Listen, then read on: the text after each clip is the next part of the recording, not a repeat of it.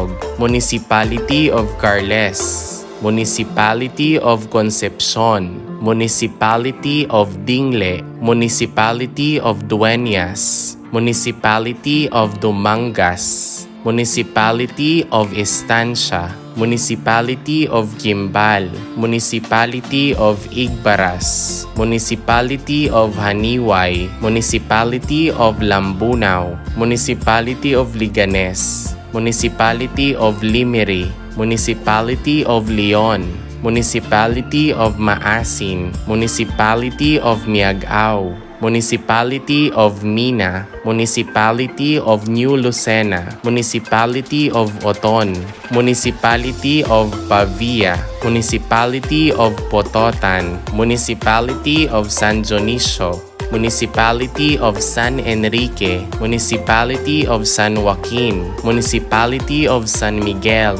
Municipality of San Rafael, Municipality of Santa Barbara, Municipality of Sara, Municipality of Tigbawan, Municipality of Tubungan, Municipality of Zaraga. The province of Iloilo is composed of 2 cities, 1 highly urbanized and 1 component city, and 42 other municipalities. So all in all, there are 2 cities and 42 municipalities. And that's all for this video, which is about the different cities and municipalities comprising the province of Iloilo.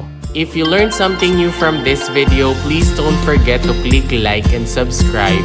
Moreover, you might also want to watch the next video on the screen. Madamo gid nga salamat kag halong pirmi. Thank you very much and take care always.